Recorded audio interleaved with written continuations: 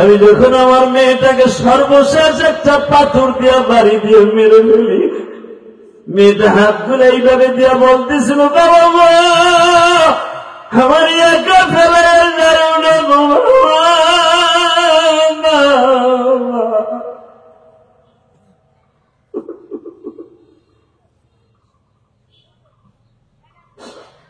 নবী। আমি আমার মেয়েটার যখন মেরে মাটি দিয়ে রেখে আসলাম, বাড়িতে আসার পরে দেখি আমার বিবি আমার বাড়ি ছেড়ে চলিয়ে গেছে। আমি রাতের অন্ধকারে একা একা ঘুমাই, ঘুমের ঘরে আমার মেয়েটা প্রতিদিন আমার ডাকে। যখনই ঘুমের মধ্যে ডাক দেয়, আব্বা আমার একা রেখে যায় না আব্বা।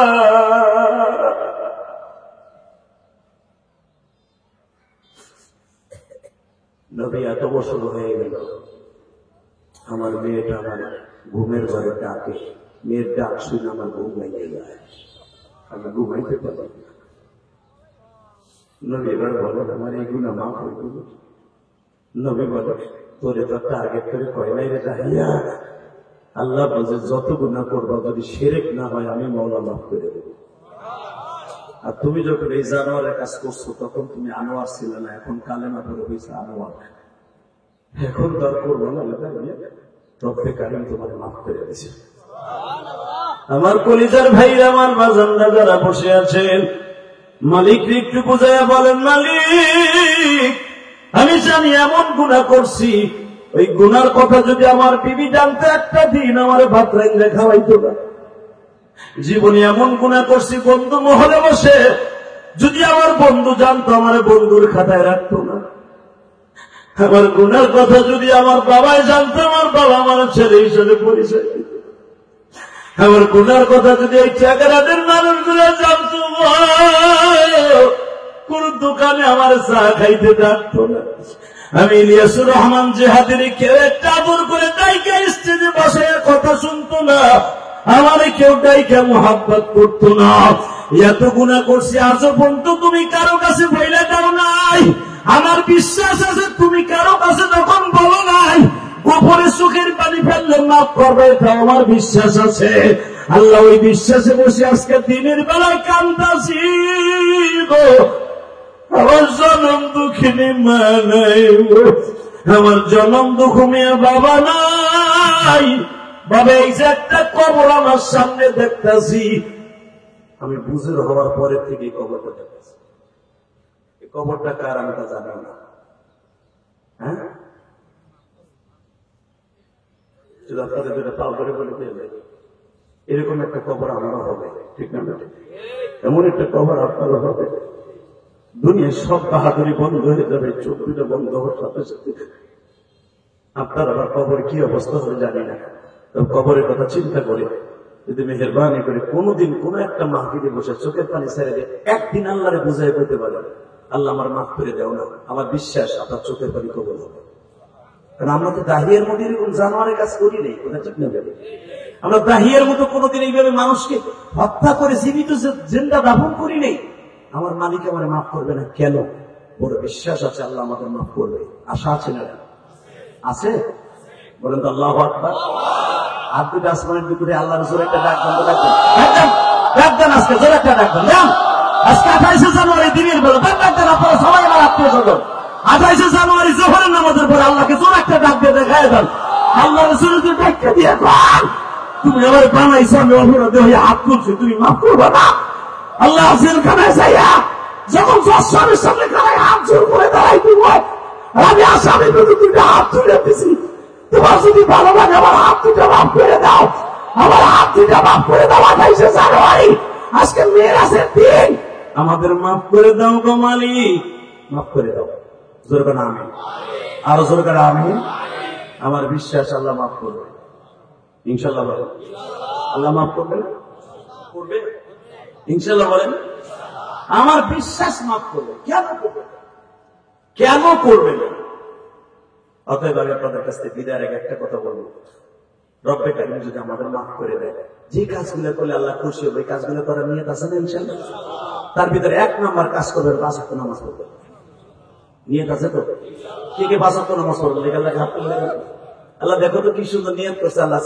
আজকের দিনে তোমার নবী মিরাজের থেকে আসছে, মারহাবা বলে। একটু 2টা মিনিট কথা বলে যাই, নামান হাত নামান। এই যে আজকের দিনটা, আজকের দিন, আজকে জানেন আপনি দিনের ফজিলত কত? রাতে আমার নবী 50 ওয়াক্ত নামাজ নিয়ে আসছে। আজকে সকালবেলা আবু জেহেল আমার নবীর ডাক দেয়, মুহাম্মদ নতুন কোন খবর আসেনি? খবর আসেনি মানে চাচা? সুবহানাল্লাযী আসরা বিআবদিহি লাইলাম মিনাল মাসজিদিল হারাম ইলাল মাসজিদিল আকসা। চাচা আমি মসজিদে হারাম থেকে মসজিদে আকসায় গেছিলাম। আবু জেহেল ভেটকাই দিয়ে কি কয় জানেন? রে বেটা, এরকম একটা বাটপারি কথা আর জীবনে 5টা? হ্যাঁ, মসজিদে হারাম থেকে মসজিদে আকসা 6 মাসের রাস্তা, এটা কি সম্ভব জবাব? আমার নবী বলে, চাচা আল্লাহ সম্ভব করলেই সম্ভব। কথা বলে না কেন? ঠিক না বলে? আল্লাহ সম্ভব করলে সম্ভব না? সবচেয়ে অসম্ভবকে সম্ভব করতে পারে কে? আবু জেহেল ডাকের সাথে সাথে বলতেছে, এই বেটা গাঁজাখুরি কথা বলে সাহস পাস না? এখান থেকে যাইতে লাগে 6 মাস, আসতে লাগে 6 মাস, কিছুদিন থাকতে 1 বছর সময় লাগে বাইতুল মুকাদ্দাস যাইতে আর আইতে। তুই কইতেছ 1 রাতে গেছ, আবার কইতেছ আল্লাহর বাড়িতে গেছি, 50 ওয়াক্ত নামাজ আনছি। আচ্ছা আমরা বিশ্বাস করি বা না করি, তোর বন্ধু আবু বকরে ডাক দে। সুবহানাল্লাহ। এইবার দেখবো আবু বকরের মতো প্রেমিক কয়জন আছে। রেডি? হ্যাঁ, আবু বকরের দিকে শুনছো কি হয়েছে? তোমার বন্ধুরে তো আটকে হেলেছে কথা দিয়া। কেমনে জানো না? না, প্যাকেটের মোড়ে দিচ্ছে হানুমানে খাড়া করাইয়া দিছি, কে কি গেরা করে লাগায়। কেমনে দিছি? জিগা কেমনে দিছি? আবু বকর বলে, আরে নাদান রে, আমার প্রিয় হাবিবকে ঠেকাইবার মতো মানুষ পৃথিবীতে কেউ জন্ম দেয় নাই। তুই কি ভাবো? তোমার বন্ধু কি কয় শুনছে, এটা কি বিশ্বাসের যুক্ত? কেমনে কি কইছে তাই কর। বলে আমি কি কমু? তোর বন্ধুর কাছে হোক, দেখ বিশ্বাস করস কিনা। আরে আমার বন্ধুর কাছে শুনতে হবে না, তুই ক কি কইছে তাই কর। সে বলে 6 মাসের রাস্তা বাইতুল মুকাদ্দাস যাইয়া, এখান থেকে আল্লাহর বাড়িতে যাইয়া 50 ওয়াক্ত নামাজ লইয়া আবার বলে আইছে, আই এখন তোমার ওয়াজ করে শুনাইয়া নামাজ পড়ার কথা কইব। এটা কি বিশ্বাস করা যায়? একদিন তুমি বিশ্বাস করছো, মাইনা নিয়েছি, এটা কি বিশ্বাস করা যায়? আজ গুবি ঘটনা। আবু বকর উত্তরটা থেকে যদি শুনেন, আবু বকর এটা বিশ্বাস করো? আবু বকর মুস্কি হেসে দেখে, নবী এই কথাগুলো কি আপনি কইছেন? আবু বকর, আজকে রাত্রে আমি আমার ফুফাতো বোনের বাসায় শুয়েছিলাম, ঠিক আবু জেহেল যা যা কইছে মিথ্যা কথা কয় নাই, এগুলো সব আজকে রাত্রে আমার হয়েছে। আবু বকর বলে, তাহলে এই বেয়াদব কাছে বলতে গেছেন কেন? আমার কাছে আগে বলেন নাই কেন? আপনি কেন ওর কাছে ছোট হইতে গেছেন? ওকে যদি আপনি বাইটাও খাওয়ান যে এইগুলো আল্লাহরে দেখাইয়াও দেন, তাও বিশ্বাস করবেন। হে বেঈমান, এখন আমার জিগা বিশ্বাস করি কিনা? এর চাইতে যদি আরো কঠিন কথাও হয়, আমি আবু বকর বিশ্বাস করি। জোরে জোরে জোরে জোরে জোরে জোরে জোরে। এটা তো সহজ ব্যাপার, সহজ ব্যাপার। বাইতুল মুকাদ্দাস আমার নবীর জন্য, সে তো 1 রাতের কথা কইছে। আরে আমার নবী ইচ্ছা করলে আমার মালিক 1 সেকেন্ডে লয়ে যেতে পারে। আর নবী তো কইছে বুরাকের 3 কদম লাগছে বাইতুল মুকাদ্দাস যাইতে। আরে আমি ইচ্ছা, আমার আল্লাহ ইন্নামা আমরুহু ইযা আরাদা শাইআন আইয়াকুলা লাহু কুন ফায়াকুন। সারা পৃথিবী সফর করতে আমার নবীর 1 সেকেন্ড টাইম লাগবে যদি আল্লাহ ইচ্ছা করে। আবু জেহেল ব্যাটকাই দিয়ে কয়, তা তুইও ওর মতো পাগল পাগল চিনে। আমার নবী কয়, পাগল? আবু বকর এদিকে আও। এতগুলা মানুষ ফেরে 4000 4500 বেঈমান এই হেরেমের ভিতরে কেউ বিশ্বাস করলো না, তুমি বিশ্বাস করে ফেললা। তুমি কেমনে বিশ্বাস করলা? আবু বকর বলে, নবী গো, ভুলে গেছেন গা আপনি, এখন কানবেন 2টা মিনিট। ভুলে গেছেন গা? কেমনে বলেন আপনি?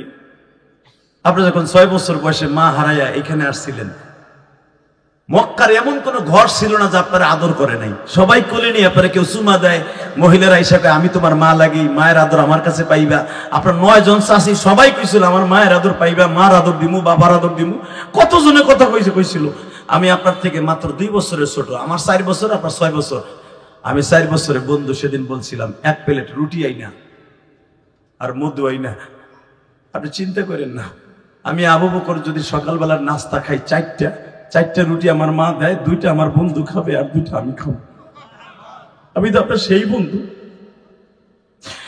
আমি তো আপনার সেই বন্ধু গো নবী।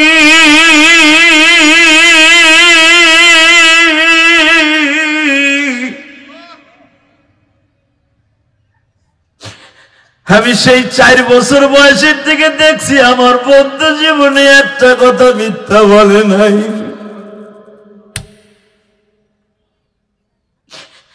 এখন বুঝি 53 বছর বয়সে আপনি মিথ্যা কথা বলবেন। কেউ বিশ্বাস না করলেও আমি আবু বকর বিশ্বাস করি। নবী আমার কেঁদে দিয়ে বলে, আবু বকর আমি তোরে খালি হাতে ফিরাইতে পারি না, আমার মালিক একটা লকব দিছে, এখন জিবরাইলের দ্বারা গায়রে মাতলু দিয়ে আওয়াজ দিছে আমারে। আপনার আবু বকর এত বড় আমার মিরাজের আলোচনা মাইনে নিল, এই আজকের কথা এই জন্য বলে দিয়ে গেলাম। আপনার আবু বকর যখন মাইনে নিছে, আমি আল্লাহ আমার আবু বকরে খালি হাতে ফিরাই দিতে পারি না। আজ থেকে আবু বকর সিদ্দিক। জোরে জোরে জোরে জোরে জোরে জোরে জোরে জোরে জোরে। আমার নবী যে 50 ওয়াক্ত নামাজ নিয়ে আসছে, কোনো অবিশ্বাস আছে? জোরে বলেন। আপনি বিশ্বাস করলেন তো আজকের দিনে, আমিও আপনাদের সাথে বিশ্বাস করাবার জন্য বলে গেলাম। 5 ওয়াক্ত নামাজ পড়বেন, 50 ওয়াক্তের সওয়াব পাবেন। ছিলেন আমার নবী কি দুশমন ছিলেন? সন্ত্রাসী ছিলেন? অবশ্যই তো সূরা ছিলেন। হ্যাঁ, আপনার আলেম ওলামার মুখে শুনছেন আমার নবীর চেহারার মধ্যে এমন একটা গুণ আছিল, আমার নবীর চেহারা যদি কেউ একবার দেখতো তো জীবনে কোনোদিন ভুলতো না। আমার নবীর চেহারার মধ্যে এত লাবণ্যতা ছিল। আল্লাহ কোরআনে কি বলে শুনেন, আমি আয়াতগুলো পড়ি আর আপনার দিলকে নূরান্বিত করার জন্য আল্লাহু আকবার দিয়ে নিজের দিলকে ঔষধ হিসেবে গ্রহণ করবেন। وَإِنَّكَ لَعَلَى خُلُقٍ عَظِيمٍ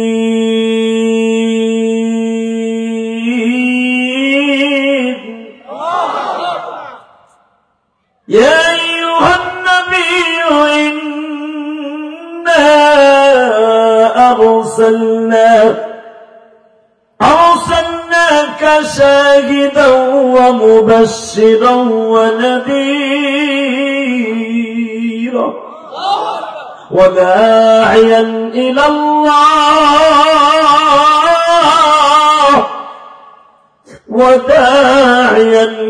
الله بإذنه وسراجا منيرا।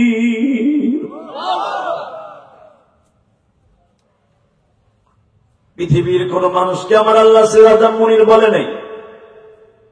অনলিওয়ান একজন মানুষকে সিরাজাম মুনির বলে আল্লাহ ডাক দিয়েছে।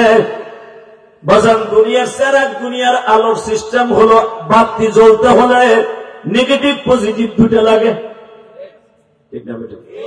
আপনি খালি লাল তারটা লাগান তো বাতির সাথে জ্বলবে না, জ্বলবে কালোটাও লাগাইতে হবে, নেগেটিভ পজিটিভ। আর আমার নবী এমন একটা বাতি গো বাবা, যেই বাতির কোনো কারেন্ট লাগে না, ঠিক আছে বেটা? যেই বাতির কোনো কারেন্ট লাগে না, যেই বাতির কোনো কিছু লাগে না গো বাবা, ওই বাতিটা এমন একটা বাতি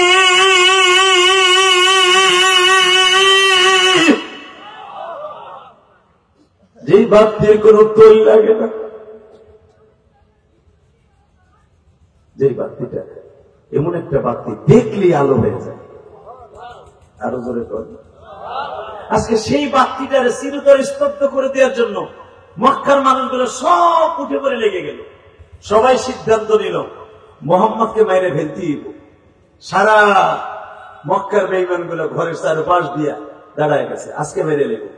হালাকি কয়েক মাস আগে মক্কায় এমন একটা পর্যায়ে চলে আসলো, বিভিন্ন প্রকার ষড়যন্ত্র, বিভিন্ন প্রকার লুটতরাস, মারামারি, খুন খারাপি যত কোয়ালিটিতে আছে সব করার জন্য তারা প্রস্তুত। তার ভিতরে এই যে মেয়েরাজ আজকে যে একটা আলোচনা, মারহাবা বলেন। আজকে সকালবেলা আবু জেহেল ডাক দিয়ে কইতেছে, মোহাম্মদ এদিকে আহত ভাতিজা, চাচা তোমার বউটা তো মারা গেছে তাই না? হ্যাঁ। তোমার চাচাটাও তো মারা গেছে তাই না? হ্যাঁ। এখন তোরে যদি মারি তো কোন ভাবে টাকাই?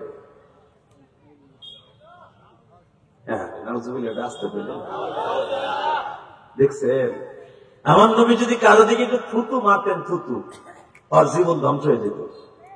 তারে ডাক দিয়া বেয়াদব কি কয় শুনছেন? আচ্ছা, তোর সবচেয়ে বড় বাহাদুরি দেখাইতে খাদিজা মারা গেছে, তোর চাষার সবচেয়ে বাহাদুরি দেখাই দিতে, তোর চাষা সবচেয়ে বড় শক্তিশালী, তোর চাষার জন্য কোনোদিন তোরে সাইজ করতে পারি নাই, আজকে ওই চাষাটাও নাই, এখন তোরে মারলে কে ফিরে?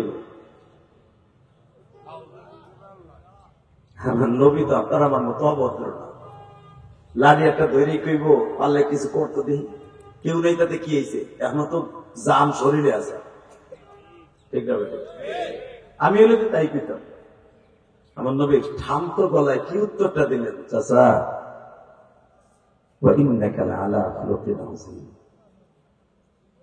স্রষ্টা সৃষ্টিজীবের মধ্যে যদি উৎকৃষ্টতম চরিত্রের অধিকারী দিয়ে কাউকে আল্লাহ বানায়, সে ব্যক্তি হলো আমি। আরো জোরে আবু জাহেল বলে, তোর চরিত্র দিয়ে মাথা ধুয়ে দিয়ে খাব না, তুই আমার পোলারে আমার কাছে সিনেই নিতে চাস, তুই আমার বাতিজার আমার কাছে সিনেই লেগেছিল। আমার নেতা একসাথে রাজনীতি করছে, একসাথে রাজনীতি করছে ওমর, যদিও বয়সে ছোট, ছেলেটারে লয়ে গেছিল আগায়া, তোর দলে লয়ে গেছ। আমার মনে কি কম কষ্ট? তোরে যদি কোনোদিন সুযোগ পাই একবার হাম ভাই দিব, কিন্তু মোহাম্মদ নাউজুবিল্লাহ বাড়িতে যে নাউজুবিল্লাহ করলেই কেন লাভ আনে, অনেক লাভ, আপনি জানেন না কত লাভ। আমি আবার বলছি, তোরে যদি কোনোদিন সুযোগ পাই, সেদিন আমি আবুল হেকাম একবার হাম ভাই দিব। এই কথাটা কোরআনে আল্লাহ রেকর্ড করে কি বলে জানেন? হ্যাঁ, নবীরে যেই হামদাই দিতে চাইতো আল্লাহ হামদাই দিত। আবুল হাব আমার নবীরে থাপ্পড় দিছে, থাপ্পড়। আবুল হাবার হাত দুটাকে ধ্বংস করার জন্য আল্লাহ ডাইরেক্ট কোরআনে অর্ডার দিলেন, তাব্বাত ইয়াদা আবি লাহাবিও।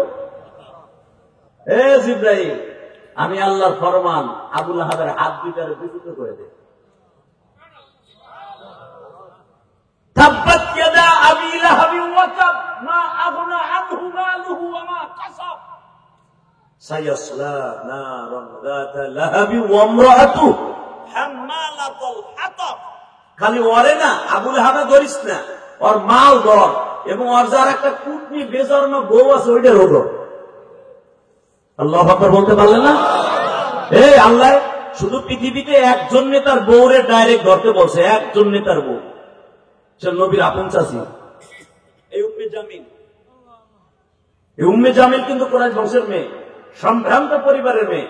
এই উম্মে জামিলের বাড়িতে আল্লাহ পাক বহুবার আমার গেছে, যা বলে সাফার কেবলই দক্ষিণ পাশে দেখবেন, ওদের সীমারেখার ভিতরে এখনো পর্যন্ত পাহাড় ভাঙতে পারে নাই সরকার। এদের খুব শক্তি এখনো পর্যন্ত, এখন অনেক শক্তি মক্কায়, মক্কা শহরে এদের অনেক শক্তি, এদের অনেক ধন সম্পদ। এই উম্মে জামিল আবুল হাবের বউ, এর কাম আসিল কি জানেন?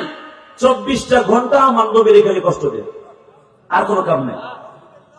ও মানুষের ঘরে ঘরে হাইটে হাইটে কইতে, আমার লগে আজকে থাক, তোর পয়সা দিন, আজকে সারা রাত দিন আমার লগে ঘুরবি, তোর বেতন কত? এত। তোরে খালি বেতন দিব, খালি মোহাম্মদের কুচ্ছু রটনা রটবি।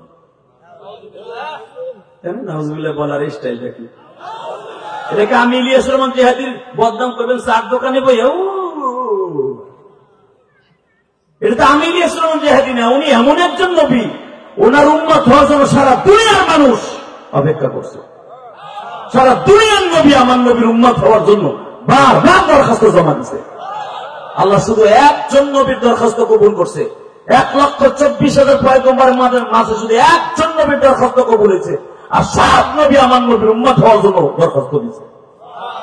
মনে চলে না পিতারে, তার কুচ্ছু রচনা করবি চার দোকানে বইয়া, মার্কেটে বইয়া, বাজারে বইয়া, পানের দোকানে বইয়া, গোসল করতে যাইয়া, ঘাটপা করে বইয়া, সব জায়গায় বদনাম করবি।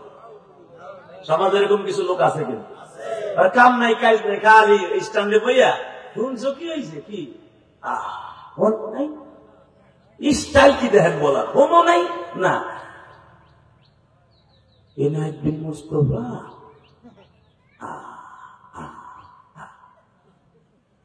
কি কম আমার জানা নেই, মানে কইলাম আল্লাহকে হ্যার হ্যার একটু তলা তলা তালাশ করে দেখেন, হ্যার যে কত বদনাম, হ্যাঁ নিজেও জানে না, কথা বল না কেন? ঠিক এটা যে এই যুগে বাজান তা না, আমার কলিজার ভাইরা, আপনার আমার এলাকার মানুষ বুঝবেন, এই যুগে ছিল তা না। আজ থেকে 1445 বছর আগে ওই শয়তানিটা ছিল। এই মহিলা ভাড়া করছে টাকা দিয়ে, তুই খালি মোহাম্মদের বদনাম কবি, এই জন্য তোর বেতন দিবি। হঠাৎ করে দেখে চাষিটা অসুস্থ, এবার কাঁদবে, চাষিটা অসুস্থ।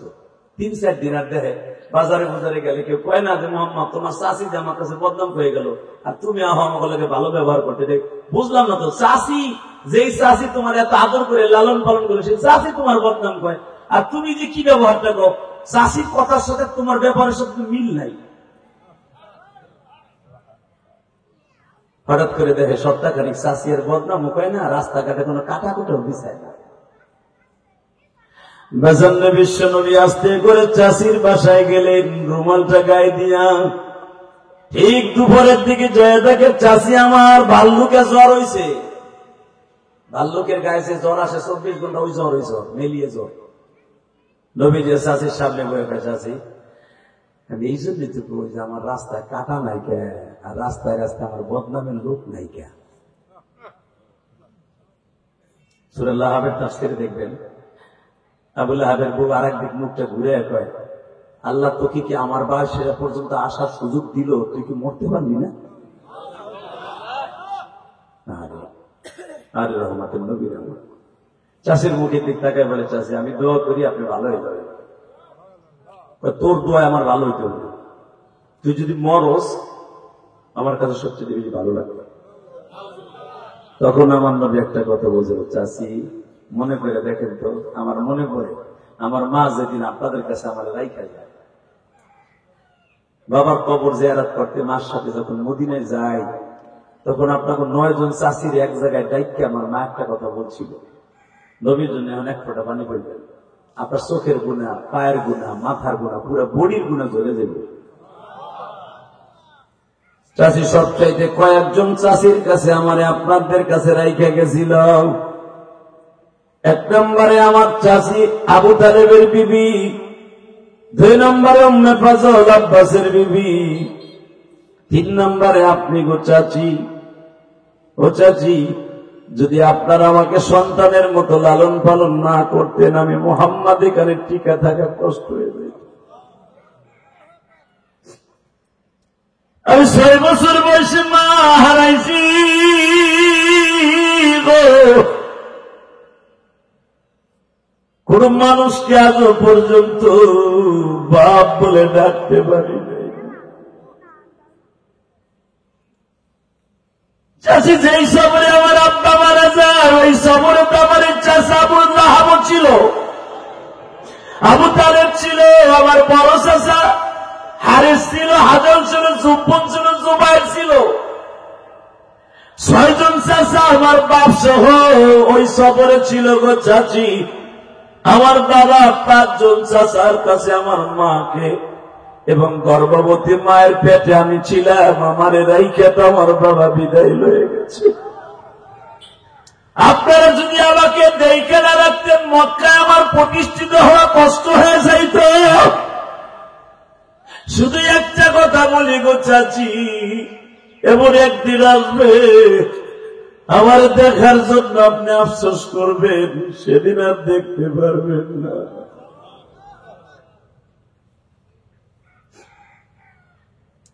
বাজান দেখেন তো, 1 ফোঁটা চোখের পানি আজকে রজবের 27 তারিখ মেয়েরাজের দিন, রাত গতকালকে চলে গেছে, আজকে মেয়েরাজের দিন। যদিও মেয়েরাজের দিনে কোনো রোজা নাই, নামাজ নাই, বাবা এই দিনে চোখের পানি দিয়ে যদি কেউ দুরূদ পড়িয়া নবীর কাছে একটা দরখাস্ত, আল্লাহর কাছে দরখাস্ত সাবমিট করে, ওই মানুষটা মৃত্যুর আগে একদিন হলো আমার নবীর জীবনী একবার স্বপ্নে দেখতে পারবে। আর এই চোখ দিয়ে যদি একবার নবীর স্বপ্নে দেখতে পারেন গো বাবা, আপনার বডির জন্য জাহান্নামের আগুন হারাম হয়ে যাবে।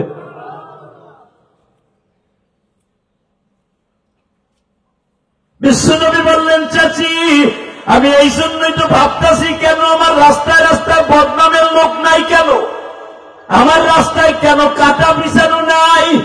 আবু লাহাবের বিবি বলতেছে, আমি চাই তুমি ধ্বংস হয়ে যাও, আমার নবী বারবার বলে, চাষি মানুষকে মানুষে বদদোয়া দিলে ওটা লাগে না, আমার মালিক যদি অ্যাকশন নেয় ওইটা ফিরাবার মতো কারো ক্ষমতা না।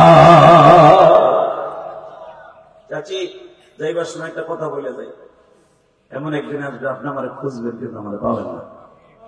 আল্লাহু আকবার জোরে বলতে পারেন? আল্লাহু আকবার আরো জোরে বলেন। আচ্ছা আপনারা বলেন, একটা মানুষ তখনই মানুষের মৃত্যু কামনা করে যখন তারপর অধৈর্য হয়ে যায়, কথা ঠিক না? আল্লাহ যদি সমাজতে মরে যেত তবে একদিক চলে যেত, তাও আমরা বাঁচতে পারতাম। আমার নবী কেমন কেউ ছিল? আবার নবী কি গজবের মানুষ? আবার নবীকে আল্লাহ এইভাবে কোরআনে ভূষিত করেছে। আমি আয়াতখানা পড়ব, চোখের পানিতে আল্লাহু আকবার বলেন।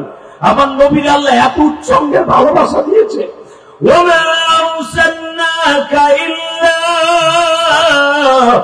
রাহমাতাল লিল আলামিন।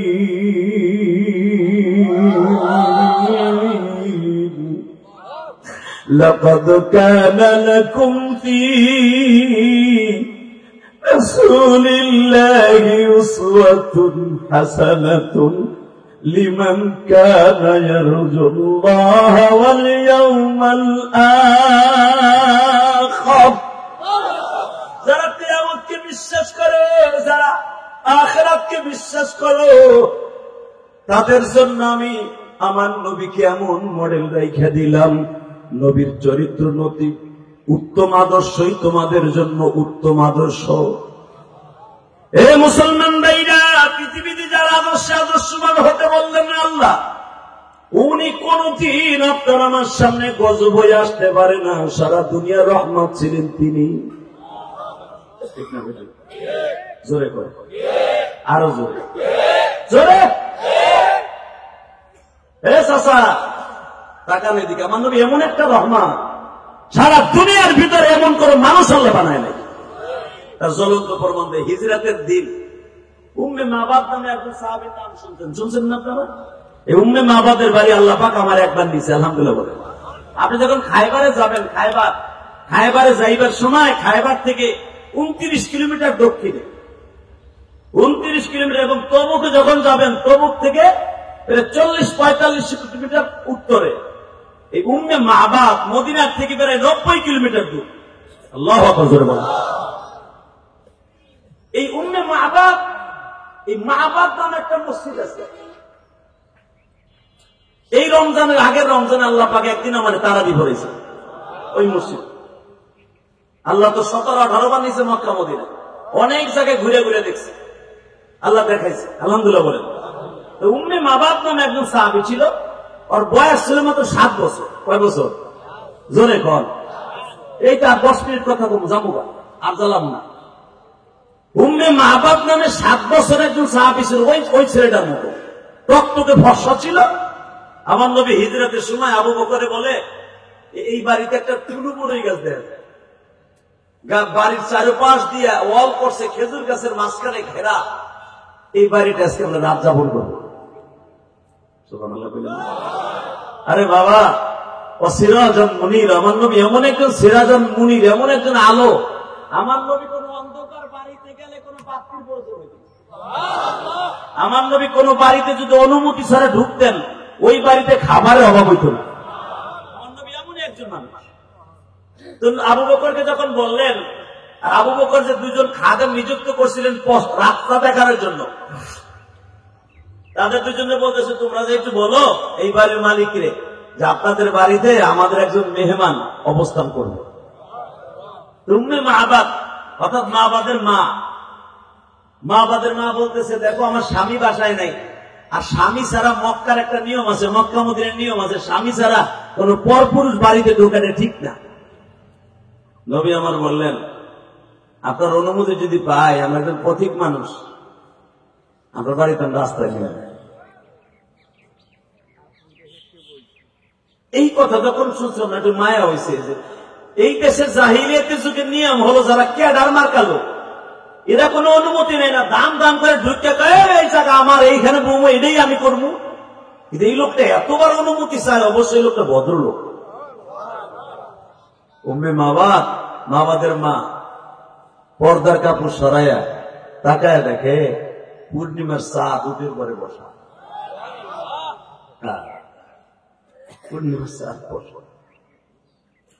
মা বাপকে বলে, মা বাপকে বলে যাই বল তোর আব্বা কি কইলো না কইলো এটা পরে ওনারে ঘরে আসতে বল। কিন্তু দেখেন আপনারা যে একজন মানুষ আসছেন, আমার স্বামী বাসায় তো নাই, আপনাদের ঘরে জায়গা দিতে পারবো না। ওই যে আমার ওখানে উটের খামান আছে, কয়েকটা উট ওখানে থাকে, ছাগল ভেড়া বকরি থাকে, ওইখানে আপনারা তাবু বেড়ে থাকতে পারেন। রহমতুল্লাহ আলামিন উটের খামারের পাশে বসছে। উট গুলো জিব্বা বের করে দিয়ে আসমানের তাকায় বলো, ভাই আসমানের মালিক যারা তুমি সারা দুনিয়া রহমত বানাইছো, সে আজকে আমাদের তাবুর কাছে। এই মহিলা তো চিন্তাছে না, আমরা তো ঠিকই চিনে ফেলছি।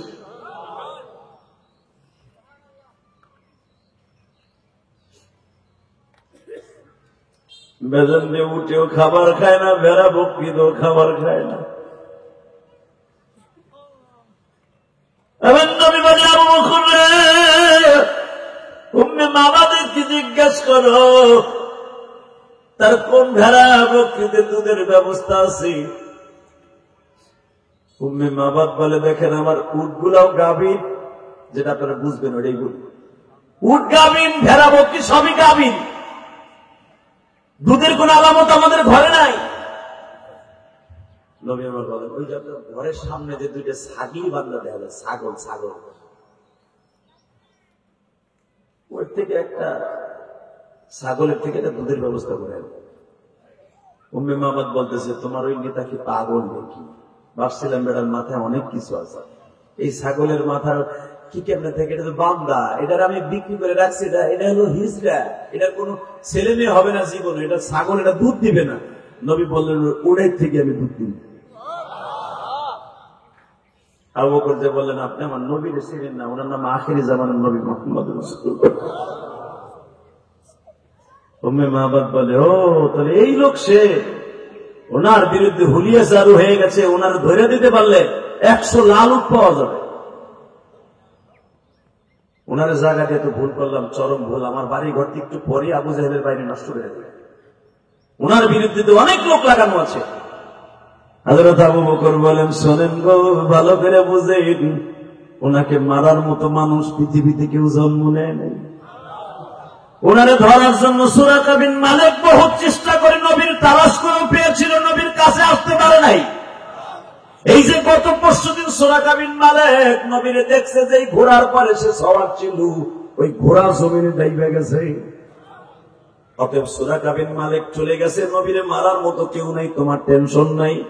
এবার দিলটা নরম করবেন গো বাজার, দেখি আমার নবীর দেশে যাওয়ার জন্য কার কার নিয়ত আছে।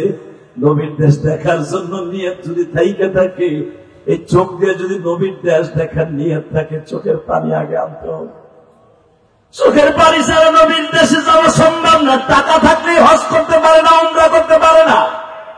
হজ উমরা করার জন্য কপালের দরকার, কথা ঠিক না ঠিক? উম্মে মাবাদ বলে, উনি এই ছাগলের থেকে দুধ দেবে কেমনে, দেখি ওনার হাতে কি মুজিজা আছে দেখি। আবু বকর আস্তে করে ছাগল টেনে নিয়ে বিশ্ব নবীর কাছে নিয়ে আসলেন। আমার নবী ছাগলের বানের উপরে রহমতের এই হাতটা একটু বাজার ঘষা দিয়ে দিলেন। ঘষা দিতে দেরি আছে, ছাগলের বান মাটির দিকে পড়তে দেরি হচ্ছে। আবু বকর বলে, আমার নবী 3500 মুজিজার মধ্যে উল্লেখযোগ্য একটা মুজিজা আমার চোখের সামনে। আমি আসরের পরে বিশ্ব নবীর হাতটা বুলিয়ে দিল ছাগলের বানের উপরে। আস্তে আস্তে ছাগলের বানটা বড় হওয়া শুরু হলো। মাত্র আধা ঘন্টার ভিতরে ছাগলের বানের মধ্যে দুধগুলো ভরে গেল। এখানে রাবি লেখেন, যখনই ছাগলের গায়ে স্পর্শ করছে আমার বিশ্ব নবী, নবীর সঙ্গে স্পর্শের সঙ্গে সঙ্গে ছাগল জিহ্বায় বলে, মালিক রহমাতুল লিল আলামিনের হাত আমার শরীরে লাগছে। আমি জানি আমি জীবনে মা হতে পারবো না, আমি জীবনে বাচ্চা দিতে পারবো না, আমার তো বাচ্চা দানি নাই, আমি জীবনে বাচ্চা হওয়ার কোন অ্যাবিলিটি আমার নাই। তবে তোমার কাছে সবই আছে। তুমি যদি সব নবী, বন্দা নবীর বিবি জাকারিয়া নবীর বিবিকে বাচ্চা দিতে পারো, আল্লাহু আকবার।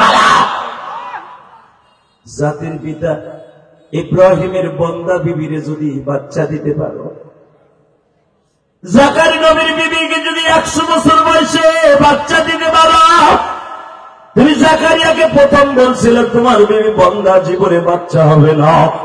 জাকারিয়া নবীর চোখের পানির খাতিরে যদি ইয়াহিয়াকে দিতে পারো, মালিক তুমি সবই পারো, বাচ্চা ছাড়াও দুধ দিতে পারো। মারিয়ামকে যদি স্বামী ছাড়া বাচ্চা দিতে পারো, আমার দয়ার নবী,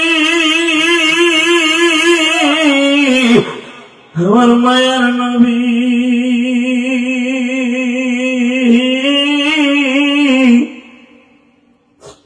কলিজার নবী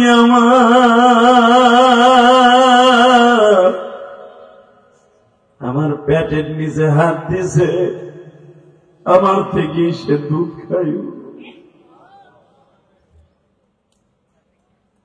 বাজানরে অল্প সময়ের ভিতরে ছাগলের দুধে ভরপুর হয়ে গেল। বিশ্বনবী আবু বকরকে বললেন, পাত্রের মধ্যে দুগ্ধ দহন করো। দুগ্ধ দহন করা হয়ে গেল, আমার বিশ্বনবী পান করলেন। আরো যে সাহাবীরা ছিলেন তাদেরকে পান করাইলেন। উম্মে মাবাদের কাছে পান্ডটা ধরে দিলেন। বাবা, উম্মে মাবাদ একবার দুধের দিকে তাকায়, আর একবার বাবা ছাগলের দিকে তাকায়, আর মনে মনে ভাবে এই সময়ের ভিতরে যদি আমার স্বামী আসতো, আমি আমার স্বামীর লইয়া লোকটার কাছে কালেমা পড়ে মুসলমান হয়ে যাইতাম। বুখারীর মধ্যে আল্লাহর কুতুব আল্লামা আজিজুল হক লেখেন, আমার নবী যখন পরের দিন বের হয়ে গেলেন, একদিন মাঝখানে থাকতে না থাকতেই আবি মাহবাদ আসছে। এখন দিলটা নরম করবেন গো বাবা। আবি মাহবাদ অর্থাৎ মাহবাদের বাবা আসছে। মাহবাদের বাবা ঘরে ঢুকেই জিজ্ঞেস করে, তুমি এত দামি সেন কোথার থেকে কিনছো? পুরো বাড়ি কেন এত ঘেরান? উম্মে মাহবাদ বলে, এই ঘেরান আমাদের এই ঘেরানের যে মহাজন সে চলে গেছে।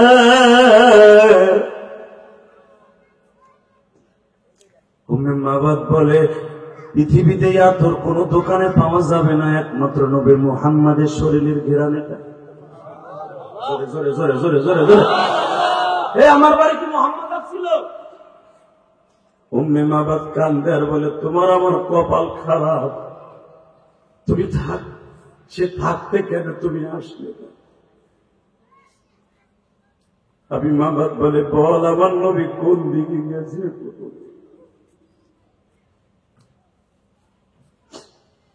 উম্মে মাহবাদ কান্দে আর বলে, তুমি শুধু ঘেরানটাই দেখলে, তুমি দেখো তো এই ছাগলটা চিনুনি? বলে, এটা তো আমার বাজা ছাগল, বন্দা ছাগল। দেখো ছাগলের পানের মধ্যে কত দুধ।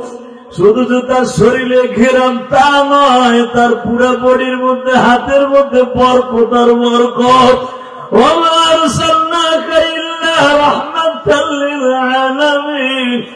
বাজানাই দ্বীপ প্রহরে জোহরের নামাজের পরে যাদের চোখ দিয়ে পানিগুলা লেবুর রসের মতো ছেড়ে দিয়েছেন, আমার মালিকের কাছে সবচেয়ে দামি হলো বান্দার দুইটা জিনিস। 1 নম্বরে রোজাদারের মুখের দুর্গন্ধ, 2 নম্বরে গুনাহগার মানুষের চোখের পানি। আপনার চোখের পানি যখন আমার মাওলাই কারীম দেখে গো, এই কুদরতি রুমাল দিয়ে চোখের পানি পুছায় বলে, বান্দারা আর কান্দিস না, তোর চোখের পানি আমি সহ্য করতে পারি না।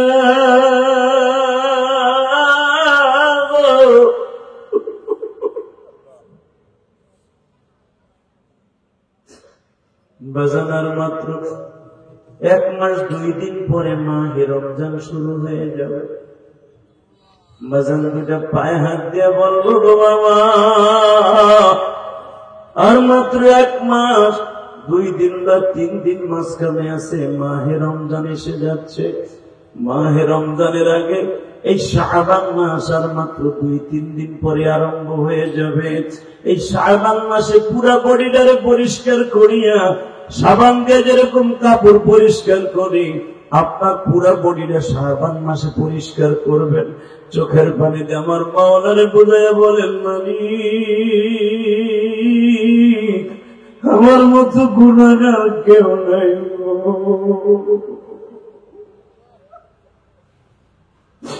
আমার মতো গুনাহগার কেউ নাই।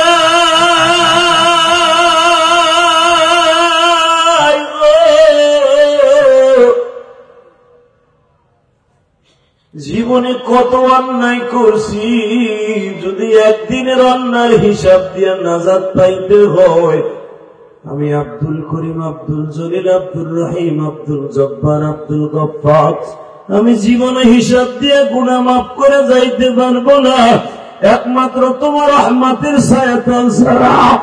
আপনার আমার আত্মীয় স্বজন চোখের পানি দিয়ে আমার মাওলারে বুঝে এখন, মালিক আর সময় নাই। এই মুখের মধ্যে দাড়ি ছিল না, দাড়িগুলো কাঁচা হইয়া উঠল, ওই দাড়িগুলা পাইকে গেল, দাঁতগুলা কি সুন্দর ফ্রেশ ছিল, সব দাঁতগুলা পড়িয়া গেল। আগে গ্যান্ডারি চাবাইয়া খাইতে পারতাম, এখন একটু গোস্ত চাবাইয়া খাইতে পারি না। তাহলে বুঝা গেল কবরে যাওয়ার টাইম হয়ে গেছে, কোনো কিছুই করতে পারলাম না। মনের কথা আল্লাহকে বুঝায় বলেন, মালিক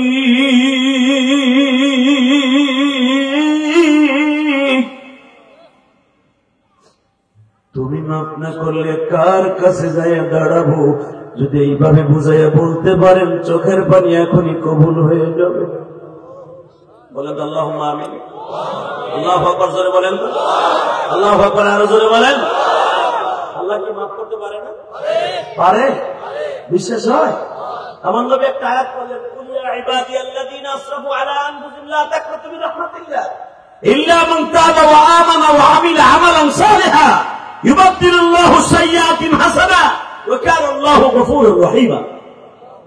এই আয়াত নাযিল হওয়ার পরে রাসূলের কাছে একজন সাহাবী এইভাবে খোরাইতে খোরাইতে আসছে, না ভালো বলে, পূর্ণিমার চাঁদের মতো চেহারা, যার চেহারা রূপ ধারণ করে জিবরাইল 40 বার নবীর কাছে এসেছে।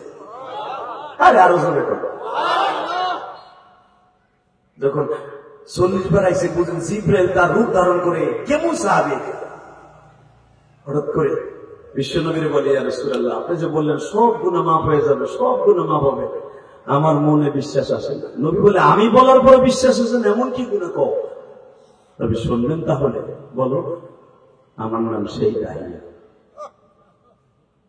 কোন দাহিয়া? তুমি দেশ মারবে মুশকিল, কি সমস্যা তোমার? কোন দাহিয়া? দেশ। আমি সেই দাহিয়া, আমার নিজের হাতে 151টা মেয়েকে জিন্দা দাফন করছি। পৃথিবীতে আমার মতো 500 মানুষ আল্লাহ একজন বানাইছে কিনা জানি না। নবী বলে, তুমি কি বললা?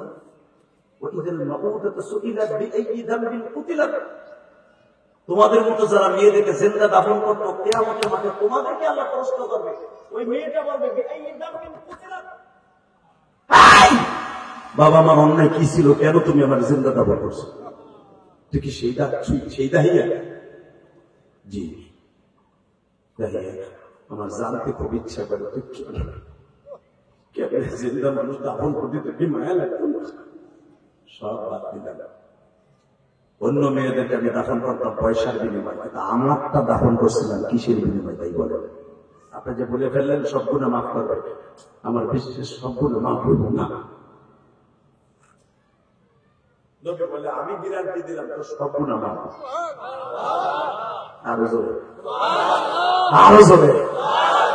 শুধু গুনাহ মাফ না, ইউবাদদিলুল্লাহু সাইয়্যাতিহিম হাসানাত। যত গুনাহ করছো গুনাহ মাফ হবে তো হবেই। খালেস তওবা করলে ওই গুনার জায়গাটা ফিল করবে আমার আল্লাহ, ভরপুর করবে নেকের দ্বারা।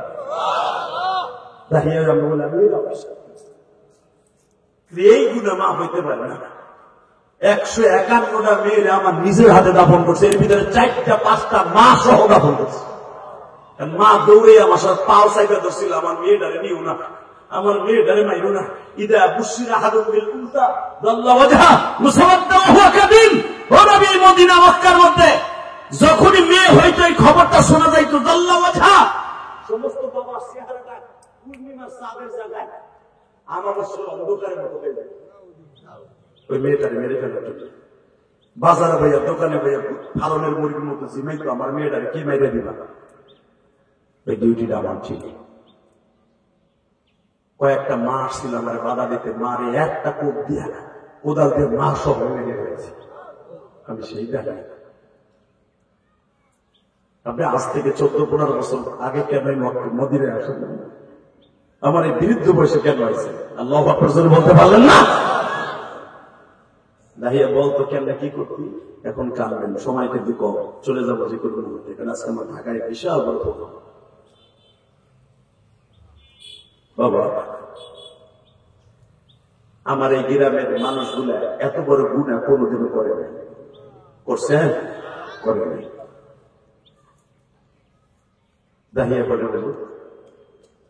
আমার লাইফের ইতিহাস জানেন? জানেন না। আপনার বয়স কত হতে তাও আমি জানি না, তবে আমি দাহিয়া চাইতে আপনার বয়স বেশি না। আল্লাহু আকবার বলতে পারেন না? বরঞ্চ আমি আপনার থেকে বয়সে বড় হতে পারি। কিন্তু আমার দুঃখের বিষয়, আপনি যে বললেন লা তাকনাতু বিরহমাতিল্লাহ, আমার নবী বলে এটা আমি বলি নাই, আমার আল্লাহ বলেছে। আল্লাহ মাফ করে দেবে, আল্লাহ মাফ করে দেবে। ইউবাদদিলুল্লাহু সাইয়্যাতিন হাসানা ওয়া কানা আল্লাহু গফুরুর রহিম, আল্লাহ নিজে বলেছেন।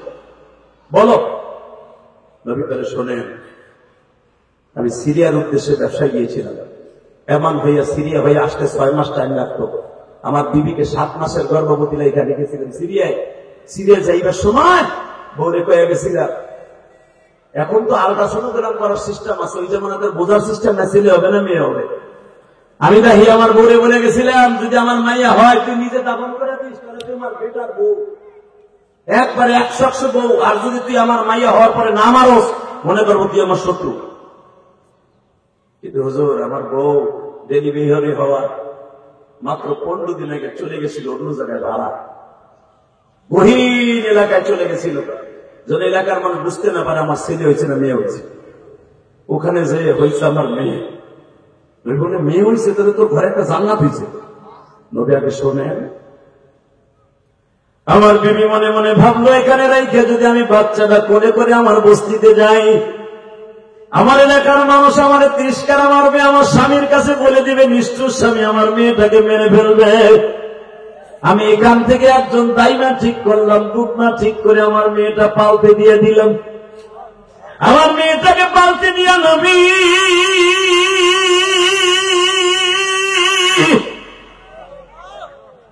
1 বছর 2 বছর নয়, আমার বিবি 5 থেকে 6 বছর পর্যন্ত ওই বাড়িতে টাকা দিয়ে ফেলেছে। 5 বছর পরে হঠাৎ করে আমি কাজের থেকে ফিরে আসি, দেখি আমার বাড়িতে একটা মেয়ে ঘুরঘুর করে আমার সাথে চেহারা মিল আছে। আমি আমার বিবিরে জিজ্ঞেস করলাম, এত সুন্দর কবুতরের বাচ্চার মতো মেয়েটা কার? যখন বলছে কার, নবী আর সহ্য করতে পারে না, নবী আমার চোখের পানি ছেড়ে দিয়েছে, তুই দাহিয়া হলে এইখানে করবি। দাহিয়া তুই কি মেয়েটাকে মারছিলি? এই জন্য তো বলছি পাইকারি দামে বললেন না, সবগুলো না বলতো দাহিয়া, বলতো হুজুর আমার মেয়েটা আমার সামনে দিয়ে কবুতরের বাচ্চার মতো ঘুরে, কিন্তু আমার বিবি বলতে সাহস পায় না মেয়েটা তোমার। আমার মুভমেন্টটা দেখতেছে, আমার পরিস্থিতি দেখে আমার স্বামী কি করে, হঠাৎ করে বৈকাল বেলা আমার মেয়েটা আমার রানের পরে উঠিয়া বলিয়া কয়, তুমি তো অনেক সুন্দর আব্বু।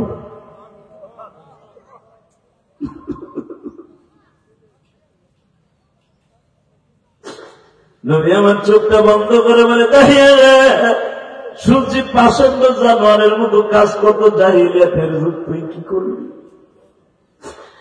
নবী বলে লম্ভস্য ঘটনা নবী এখনো শেষ হয় নাই, আমার পাপ এখনো শেষ হয় নাই। কি করলি রে দাহিয়া?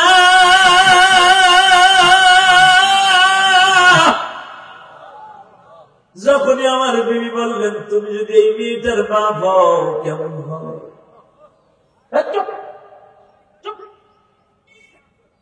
আমার মেয়ে হবে। দেখো এই জাহিলিয়াতের এলাকার মানুষ জানে না যে এটা তোমার, আসলে আমার মেয়ে হয়েছিল, এটা তোমার মেয়ে। দেখো তোমার সাথে সুন্দর চেহারা মিল আছে। আমি মানে মাইরে ফেলতে চাইছিলাম, মারি নাই। কেন জানো? আমি ভাবছিলাম তুমি যে সফরে গেছো, যদি কোনোদিন ফিরে না আসো আমার মেয়েটারে কোলে করে নিয়ে আমি সারা জীবন জঙ্গলে জঙ্গলে কাটাই দেব, মনে করবে এটা আমার স্বামীর স্মৃতি। দাহিয়া বলে, নবী গো, ওই যে কোরআনের কথা, ইদা বুশির আহাদুম বিল উনসা ওয়াল্লাহ ওয়াজহা, শয়তান আমার এমন ভাবে ধোঁকা দিল, আমার চেহারার মধ্যে কোরআনের ভাষা, আমার কথা নাই, আমার চেহারার মধ্যে অনাবশ্যক কথা অন্ধকার হয়ে গেল। আমার বিবির একটা কাপড় দিয়ে কাপড়ের উপরে ফেলাই দিও। বললাম, আওয়াজ করবি না, আওয়াজ করলে তোরে শেষ করবো আগে। ওর আওয়াজ করবি না, কেউ যদি শুনতে না পারে যে আমার মেয়ে হয়েছিল। আমার মেয়েটার আমি ঘাড়ে ফিরে নিয়ে গেল। মেয়েটা তখন বারবার আমার ঘাড়ে সুমা দিতে ছিল আর বলতেছ, আমি আজও পর্যন্ত আব্বুর কোলে উঠে নাই, তোমার কোলে উঠছি, তুমি কেউ আব্বু লাগো, তুমি কেউ আব্বু লাগো।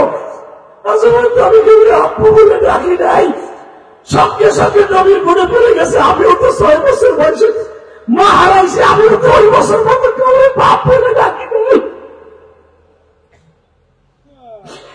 দাহিয়া, তুই কি করলি বল রে দাহিয়া। নবী আমার বাড়ির থেকে 12-13 কিলোমিটার দূরে চলে নিয়ে গেলাম। সৌদি আরব যারা সফর করছেন বাবা, এখনই তো বাবা মক্কার থেকে মদিনার থেকে কিছু দূর গেলে আর বাড়িঘর নাই। এই ডিজিটাল যুগে যদি না থাকে, ওই যুগে তারও বাড়িঘর ছিল না। নবী মেয়েটার এইভাবে ঘাড়ে করিয়া ফেলাইয়া যখন জানোয়ারের মতো লয়ে যাইতেছি, মেয়েটা বারবার বলে, আব্বু আমার ঘাড়ের মধ্যে ব্যথা লাগতেছে। আমি মেয়েটার কোনো কথা না শুনিয়া নিজের হাতে কোদাল দিয়ে গর্ত খনন করলাম। যখন গর্ত খনন করতেছি, ছোট্ট ছোট্ট সিলিটের বালুর মতো পাথরের কণাগুলা গাড়ির মধ্যে ঢুকতেছে। নবী আমার চোখটা বন্ধ করে বলেন, সত্যি কি তোর মেয়েদেরকে দাফন করলে? বলে, নবী এখনো শেষ হয় নাই, আপনারা করেছেন সবগুলো মাফ হইব, শোনে নাকি? এরপরে কি করলি? আমি আর শুনতে চাই না, বল এরপরে কি? নবী, গর্ত হয়ে গেল, আমি বুঝতে পারছি, আন্দাজ করতে পারছি আমার মেয়ে আর উঠতে পারবে না। আমি একটা লাঠি দিয়ে মেয়েটারে ফেলাই দিয়ে প্রথম আমার কোদাল দিয়ে একটা বাড়ি দিল আমার মাথা।